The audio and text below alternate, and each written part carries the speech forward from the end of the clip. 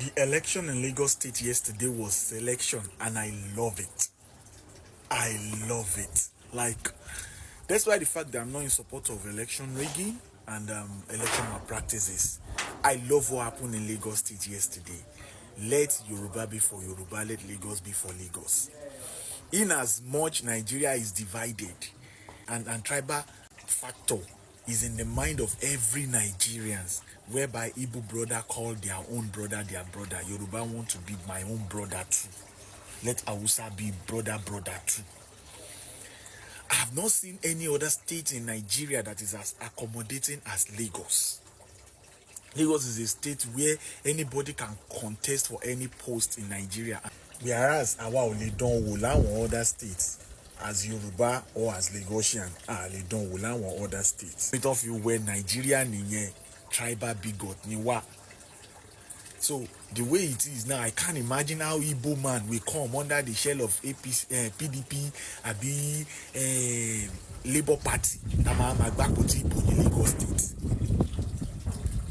Does it make any sense? Ṣé wọ́n lè gbà wá láyè kó o jẹ́ ọmọ tí Igbo bí gan ní East kan á fi orúkọ Yorùbá bóyá ó bí fún Yorùbá forúkọ Yorùbá ẹyọ kan sínú orúkọ ẹ̀ o ò ní nǹkan kan tó fẹ́ mú ní East yẹn. No be say dem tell me mo mójú mi débẹ̀ mo rí ni.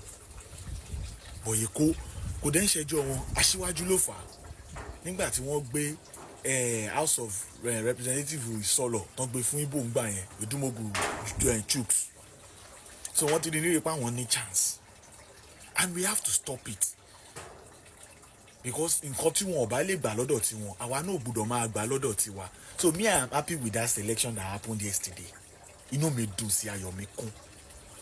Let Yoruba be for Yoruba, let Igbo be for Igbo, let Hausa be for Hausa. Ló bá tán. Ìwọ tó yìí bínú pé gbogbo bá ṣe gbìyànjú tó gbogbo ìlàkàkà wa kò yọ ó yọ. Aláàrin ìwọ ló mọ ọ̀nà tó ń gbà ẹ̀sẹ̀ tí kò máa yọyàn ló block views ẹ̀ tí ò jẹ́ kó rí every other means. Iṣẹ́ wa yọ àná Nàìjíríà ti pín Ọlọ́run kó lè yé ẹ dáadáa. Wá gbọ́. Voters asking for cash before voting, alleged APC party agent. Òun ló gbọ́ yẹn. Ṣebí ẹ̀yin náà lẹ sọ wọ́n dìbẹ̀, ẹ̀yin lẹ sọ Nigeria masses dìbẹ̀, ẹ̀yin lẹ ń ra ìbò lọ́wọ́ wọn 20,000, 10,000, 5,000 búrẹ́dì iṣu gan ó yọ iṣu. Ó wá dìbò ó wá ní òkè èyí tí wọ́n dì ní last time yẹn presidential election yẹn ó ti dà pé ó ti ta everybody jí sí ojú everybody ti clear dáadáa. Ṣebí nǹkan tẹ́ fẹ́ nìyẹn owó rèé ìbò rèé tó jẹ́ sí wípé ìwọ náà tó ta ìbò tó gbowó lọ́wọ́ wọn tán bá ti wá débẹ̀ tán ṣe nǹkan kan tó wá ṣépè èpè ẹ̀ ò lè mú wọn jáde bíná. An agent of the All Progressive Congress, Ali Olugbenga, has raised alarm over incident of voters demanding money before casting their ballots in Saturday's local government election in Lagos State.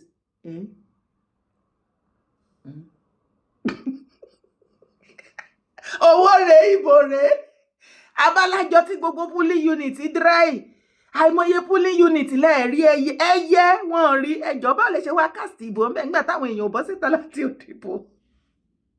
Mo ní bí yín ni Olugbenga, who is stationed at Ward C, Koshofe local government area, told us that he encountered several residents who refused to go to polling units unless they were paid. Yes, you made them like that. They want me to pay them before they come out and vote. It is wrong. It is their civic right.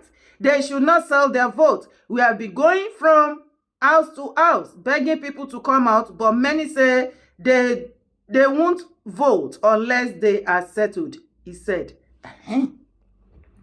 Last. Everybody go shout, pray fast. Odi, ẹjọ́. Oríwo là ń kọ sí gbẹ̀dù yìí báyìí. Ṣé ó ti rẹ ẹ̀yin political party láti máa pínwó ni àbẹ́ ẹ̀dáwó ìgboro rẹ́rìn Tinubu ti kówó lẹ̀ wàhálà dé. So gbogbo ẹ̀yin political party ẹ̀dáwó tẹ máa pín. Àbájọ ìwọ náà máa wo gbogbo polling unit bóyá dry àìmọye náà ni kò sí ẹyẹ.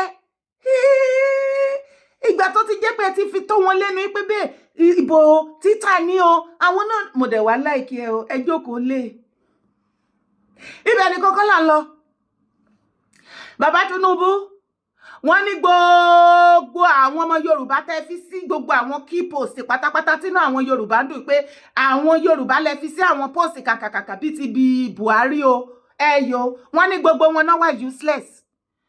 Wọ́n ní wọn rí ẹ̀jẹ̀ débi tán máa rómira lára wọn rárá wọ́n náà kàn wá ń bẹ̀ ṣáá ni ṣé mo epo tipẹ́ tí mo dẹ̀ ti máa ń pariwo kínní ṣùgbọ́n ilẹ̀ ti mọ́ bó lóró yín báyìí. Wọ́n ní bàbá Tinubu àwọn tẹ́ fà sókè ọmọ Yorùbá tẹ́ fi sí key post pátápátá ìbò yín ní 2027 ó ti fi dí rẹmi o wọ́n ní wọn kówó wá sísàlẹ̀ gbogbo owó tí wọ́n ń gbà tó yẹ kó fún wọn tẹ́ni pé kí wọ́n fi kán rìlíìsì sí ìlú kí ìlú máa káràlú máa ṣe yọ̀tọ̀ mi ara wọn ni wọ́n náwó yẹn fún o àti lídà pátì wọn àwọn ní o kó má dàbẹ́ ni pé mo parọ́ Gbàjà bàbá Gbàjà ẹlẹ́yìn wà disappointed pé àwọn èèyàn turn out láti wá dìbò ẹ wá gbọ́ fídíò yìí. ṣẹ́ríṣà ìyá wà ní inú ìlú èmi ò ní pa irọ́ fún yín àwa tí a sí nínú gọ́ọ̀mẹ̀ntì yín ó ní eye tí ó ń bọ́ ní ara wa ní ojúmọ́ àti ní oṣooṣù sí ọwọ́ àwọn tí a jọ jẹ́ citizen orílẹ̀-èdè Nàìjíríà ṣẹ́rí èmi ò lẹ́ẹ̀ṣẹ́ o gbogbo pọ́lísì yín gbogbo manifesto yín gbogbo ẹ̀ ló dáa ṣùgbọ́n ẹ̀yin nìkan ò lè dá ṣe torí ẹ kì í ṣe octopus tó ní ọwọ́ oríṣiríṣi ẹ dẹ̀ kì í ṣe millipede tó ní ẹsẹ̀ oríṣiríṣi ìdí tí ẹ ṣe ní àwọn èèyàn ní ọ̀dọ̀ tí ẹ dẹ̀ ṣe ní state government tí a tún wá ní local government ṣẹ́ríṣà ẹ ní láti wo àwọn state ní inú ìlú kí ẹ wo bí àwọn governor bí wọ́n ṣe ń govern ìlú wọn kẹwàá wo grassroots bí àwọn local government chairmen and chairpersons bí wọ́n ṣe ń govern ní inú ìlú ò rọgbọ o ebi ń pa àwọn èèyàn lóòótọ́ ìyà ń jẹ àwọn èèyàn ò rí ọwọ́ mú lọ sí ẹnu nǹkan wọn mi ò lẹ́bi yín ni o ṣùgbọ́n Yorùbá ní a lè fìyàn jẹ oyè àwòdì kó má lè gbẹ́dìyẹ o ẹ̀yin lẹ́ni ẹ̀ máa ṣe ẹni ẹ̀ lè ṣe àwa dẹ̀ ní ìgbàgbọ́ nínú yín pé ẹ máa ṣe. I for one mo lè sọ̀rọ̀ fún Lagos State torí ọmọ bíbí inú Lagos State ni mí gọ́vnà ń try ṣùgbọ́n ojú gọ́vnà nìkan náà kò ká gbogbo ìlú àwọn tí ẹ kó tira láti inú Lagos State tí ẹ kó lọ sí òkè wọn ò mú kankan wá sí ìsàlẹ̀ àwọn tó wà nulẹ̀ nínú fílà pẹ̀lú yín tí wọ́n bá yín ṣiṣẹ́ wọn ò mú kankan wá sí ìsàlẹ̀ ní inú Lagos State àwa yìí là ń bọ́ àwọn èèyàn púpọ̀ là ń tẹ́kẹ̀ àwọn èèyàn púpọ̀ ní inú Lagos State gọ́vnà ni kò lè dá ṣe Yorùbá ní akílẹ́ni nímọ̀sán kéèyàn mú kíkọ Akeem Muri Okunola tó wà nulé pẹ̀lú yín kò mú kankan wá sílẹ̀ Fẹ́mi Gbàjàbíàmílà kò mú kankan wá sílẹ̀ Sùúrùlérè ló ti ń bíùdì orúkọ ara ẹ̀ Olúmídé Òṣòdì tó jẹ́ cousin mi kò mú kankan wá sílé ṣótí eyín sàmú lè má dárúkọ wọn lọ gbogbo àwọn tí wọ́n ní wọ́n ń ṣe kíní agriculture tí wọ́n ń ṣe wọn ò mú kankan wá sí inú Lagos State so kò sí nǹkan tẹ́ ń ṣe ní inú federal tó ń wá sí ìsàlẹ̀ mo lè má dárúkọ lọ fún yín ṣùgbọ́n àwọn tèmi mọ̀ ní inú Lagos State wọn ò mú kankan wá o James Faleke tó ń represent ní Ìkẹjà kò mú kankan wá Jimmy Benson kò mú kankan wá orúkọ ara titi wọn òun ni wọ́n build àwọn aráàlú ò gbádùn wọn rárá ọmọ Akíolú ò mú kankan wá Tokumabiru wọ́n try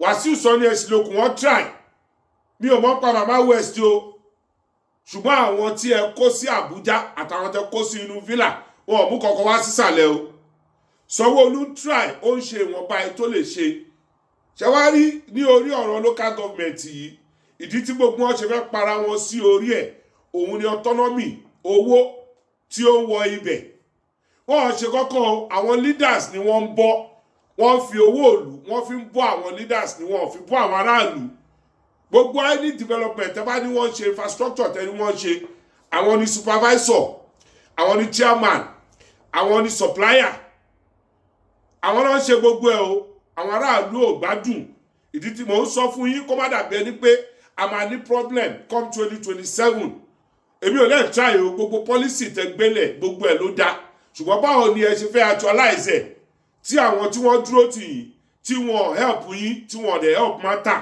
ebi ń pa àwọn èèyàn lóòótọ́ èmi ò ní pa irọ́ fún yín mo mẹ́rin tó ń jábọ́ lára àwa èèyàn sí ọwọ́ àwọn aráàlú láìsí ní inú government àwọn governors ní kò lè ṣe mo mọ̀ pé ìdí tí ẹ jẹ́ fi oníkálukú sí ibẹ̀ òun ni kí wọ́n lè take care àwọn èèyàn ṣùgbọ́n oníkálukú wọn wọ́n build orúkọ ara wọn ni wọ́n build wọ́n help government yín èmi sọ fún yín ní sáà torí àwa rí.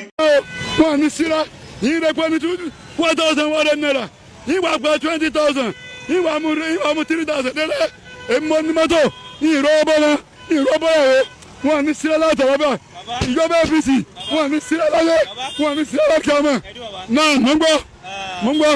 ṣé Nàìjíríà bí ṣe ń lọ yìí tó dàbí kò dáa. kò dáa wọlé ọlọ́run bá yí padà ọlọ́run kọ́ àwọn ilé ikú ẹ̀ mbẹ́ àwọn eléyìí ọlọ́run kó ikú ẹ̀ mbẹ́ ìmọ̀tàlí bùtà wọn pé kó yí padà ìyá ń jẹ wá ìjọba wọn sún wọn ìlú ń ké gbogbo dáàbì tí wọ́n ṣe báyìí wọn lójútì ni wọ́n ń gbé ẹsẹ̀ pẹ̀ ní èpè ló ń gbé ẹsẹ̀ o kí wọ́n yí padà tí wọ́n bá yí padà èmi ni Wàhábù Ajíbáyé.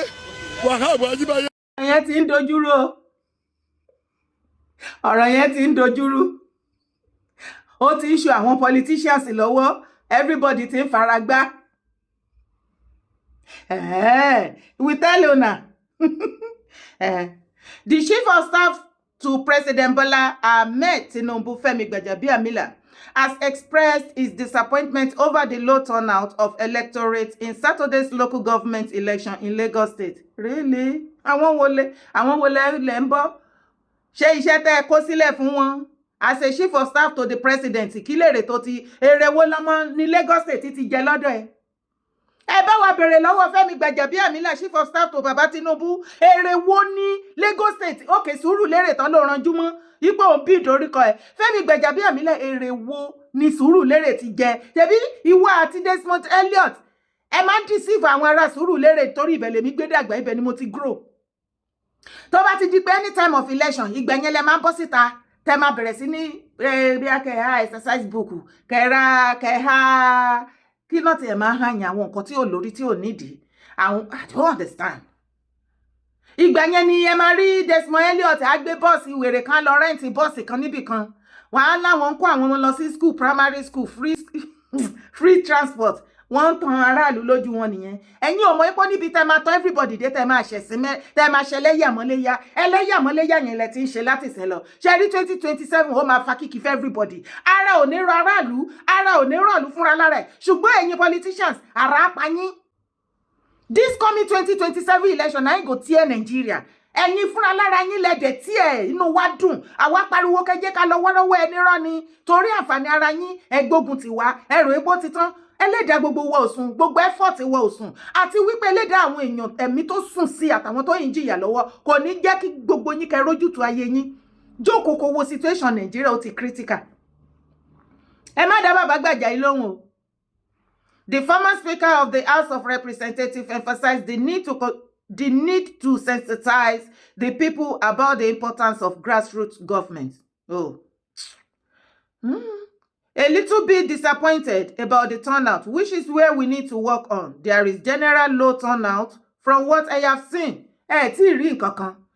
Ṣé coming election, ẹ máa pín owó àtúní dìbò tó bá bí yín re. Ẹ wá dìde kẹlẹ fẹ́ dìde kẹfẹ́ arrest àbẹ fẹ́ ṣe anything ṣe bẹ́ẹ̀ rò pé wèrè ni yín ni Baba Tinubu ti sọ Nigeria citizen di wèrè kalẹ̀ àwọn gan èèyàn tó máa bùjẹ́ náà wọ́n dìgbòlugi ni wọ́n ẹ fẹ́ bí lọ àwọn èèyàn nífun lórí pọ́lísì òfò àtàdánù abáyé pariwo ẹ tún pọ́lísì ṣe kó ra aráàlú lọ́rùn ẹ kágídí borí pé ìkan tó bá wù mí ni máa ṣe kò sẹ́ni tó lè yẹ̀ mí lọ́wọ́ wò ohun tó máa yẹ̀ yín lọ́wọ́ wò ẹ̀yẹ ó lẹ ti rí traces ẹ̀yìn tí ì rí nǹkan kan tó ní coming 2027 ẹ lọ kó ọmọ senator family senator governor councillor local government chairman president ẹ̀yin tẹ́ máa lọ dìbò nìyẹn ìwọ tí o ò bá tán kankan láti ó tí wọn rẹ́dí àti ṣe anything nínú Nàìjíríà tó wá lọ sára sínú òrùn torí àwọn wèrè a jẹ́ wípé o kàn mọ̀ọ́mọ̀ o kàn wálé ayé asán wọ́n ti sọ wípé ìwásáyé òfò ní kò ní nítumọ̀ wàá fáyé sí tẹlòmíì ni tó bá rí gọ́fìmẹ̀ntì bàbá Tinubu bó ṣe lé kókókó tó ìwà bọ́ síta tó lọ ìbò wèrè wò ìbò kọ́ ìbò ní ètò ìdúró ibẹ̀ nìkan kọ́ là ń lọ àwọn ọmọ Ìgbò ní ẹ marginalize wọn again lórí local government chairman election yìí wọ́n náà ní Lagos State wọ́n ẹ̀yin ọmọ Yorùbá wọ́n lè gbà àwọn ọmọ Ìgbò láyè láti dìbò àbí contest ó ti dojúrú sẹ́ àwọn Gani àti ó dẹ̀ pé Gani fídíò àwọn Ghana lẹ́nu ọjọ́ mẹ́ta yìí ó ṣe gudugudu méje yàyà mẹ́fà ṣùgbọ́n ohun tí mo mọ̀ tó dájú ni wípé ohun tó ṣẹlẹ̀ ní last 2 years pẹ̀lẹ́ lupi tẹ́ bá tún rò bẹ́ẹ̀ pé ó máa ṣẹlẹ̀ this time around ní Lagos State ó dẹ̀ pé ẹ yìí sùn ẹ jẹ́ jí lójú oorun yín ẹ mọ Yorùbá ó di gbére ẹ lupi ní South West Sokoto wèrè. Dr. Solomon Ogbonna Ogene, president of the Ohanesendigbo in Lagos State, has condemned what he described as the continuous marginalization of the Igbo community in the state local government election. Dr. Ogene expressed concern over the recurring exclusion of Igbos from the political process in Lagos. He alleged that many Igbos residents were either denied the right to vote or deliberately shut out from fully participating in the election.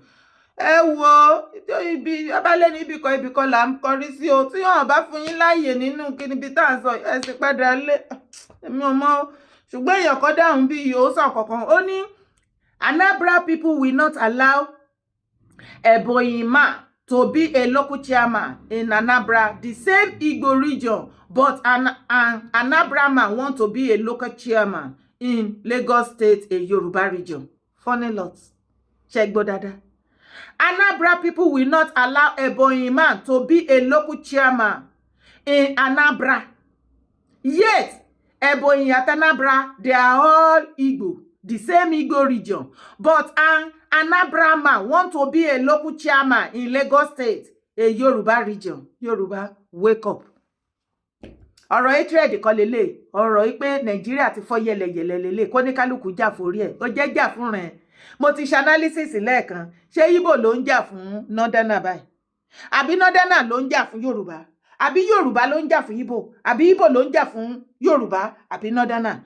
Oníkálùkù ń jà fún tribe ẹ̀ ìran ẹ̀ ìwọ tó iṣẹ́ mọ̀ wípé àbòsí làwọn ọmọ Yorùbá like jù ṣì máa believe wípé bíyá ẹ̀yọ ṣe ni wọ́n hate on anybody má jà fúnra ẹ ayé ẹ ló ń lọ tó ń wò yẹn má jẹ́ ká jọ pawọ́pọ̀ ká defend ilẹ̀ Yorùbá ayé ẹ family everything about you òun ló ń lọ tó ń wò lọ́ọ̀kan yẹn má rò wípé ọ̀tẹ̀ yẹn èèyàn kan ló fẹ́ fi ṣe ó ní mọ̀ pé family yín ló fẹ́ fi tẹ̀rì jókòó síbẹ̀ má ṣe ranú kọjọ́ lọ tán jókòó síbẹ̀ kó má ṣe ránù kọjọ́ lọ tán orúkọ tèmi ò yípadà Yèyé Dára Kowó Èkókókó ni mò ń jẹ́ má gbàgbé láti bá mi subscribe tó o ti subscribe má sì gbàgbé láti bá mi drop comment bá mi thumb up bá mi like fídíò yìí share it ire o.